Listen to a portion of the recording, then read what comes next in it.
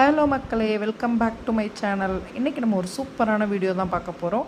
நம்ம தோட்டத்திலேயே விளைச்சி எடுத்த பாப்கார்ன் சோளத்தை எப்படி பதப்படுத்தி வச்சு நம்ம அதில் பாப்கார்ன் பொரிக்கிறோன்னு சொல்லி தான் பார்க்க போகிறோம். அப்பாவுங்க தோட்டத்துலேருந்து இவ்வளோ சோளம் கொடுத்து விட்ருந்தாங்க. ஆனால் நிறைய சோளம் கிளிக்கடிச்சு பூரா அங்கங்கே சொத்தையாக தான் இருந்துச்சு. ஆனால் அதில் நம்ம நல்ல சோளத்தையெல்லாம் ஊற்றி எடுத்துக்கலாம். நல்ல வெயிலில் காய வச்சு ஊற்றி எடுக்கணும். அப்போ தான் நமக்கு 5-6 மாதத்துக்கு கெட்டு போகாமல் இருக்கணும். இந்த மாதிரி நல்லா உதுத்தி ஒரு டப்பாவில் ஸ்டோர் பண்ணி வச்சுக்கணும். இது ஒரு 5 கிலோவுக்கு மேலே வந்துச்சு. ஒரு பாத்தியில் நட்டிருந்த சோளம் தான். எனக்கு 5 கிலோ கொடுத்து விட்ருந்தாரு அப்பா அவங்களுக்கு, அப்புறம் தங்கச்சி அவங்களுக்குலாம் வச்சுக்கிட்டாங்க. இதை நல்லா வெயிலில் காய வச்சு எடுத்து ஸ்டோர் பண்ணி வச்சாச்சு. ஆனால் இது பார்க்க தான் அப்படி இருந்துச்சு. எவ்வளோ வேலை தெரியுங்களா, ஒரு நைட் ஆயிடுச்சு. நான் உதுத்தி கொடுக்க பாப்பாவங்க அப்படியே புடச்சி எடுத்து போட்டு வச்சாச்சு. இது ஃபஸ்ட்டு நல்லா காயாமல் இருக்கும்போது சும்மா ட்ரை பண்ணி பார்க்கலாம் அப்படின்னு ட்ரை பண்ணி பார்த்தோம். அதுக்கு உப்பு, மஞ்சத்தூள், மிளகாய்த்தூள், 1 கப் பாப்கார்ன் சோளம் எடுத்திருக்கேன். ஒரு குக்கர் வச்சு குக்கர் நல்லா சூடேறினதுக்கப்புறம் அதில் தேங்காய் எண்ணெய் விட்டுக்கலாம். தேங்காய் எண்ணெய் தான் பாப்கார்னுக்கு நல்லாயிருக்கும்.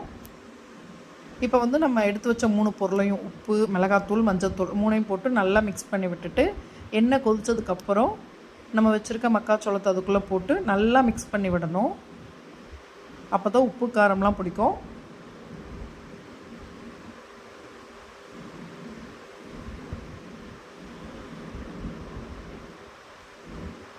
இப்போ நல்லா மிக்ஸ் பண்ணி விட்டதுக்கப்புறம் நம்ம குக்கரில் பின்னாடி மூடியை போட்டு மூடி வச்சுக்கலாம்.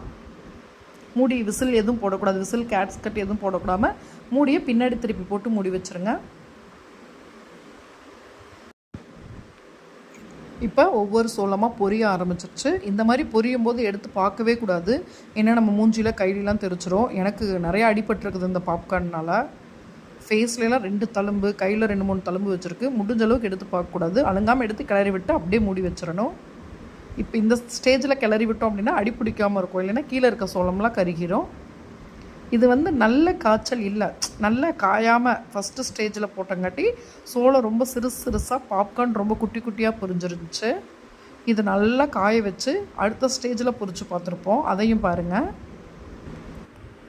இதுவுமே மேக்ஸிமம் எல்லா சோளம் பொரிஞ்சிருச்சு. ஆனால் சைஸ் ரொம்ப குட்டி குட்டியாக இருந்துச்சு.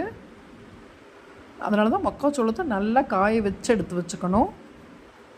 நெக்ஸ்ட் காய வச்ச மக்காச்சோளத்தை அதே 3 பொருள் யூஸ் பண்ணி குக்கரில் வேவிக்காமல் பேனில் ஃப்ரை பண்ணியிருந்தேன். எந்த அளவுக்கு புரிஞ்சிருக்கு பாருங்கள். பாப்கார்னோட சைஸும் நல்லா குண்டாக இருக்குது. அதில் கூட ஒரு கொஞ்சம் காவாசி சோளம் பொரியல. இதுலலாம் ஒரு சோளம் கூட இல்லை, எல்லாமே பொரிஞ்சிருச்சு.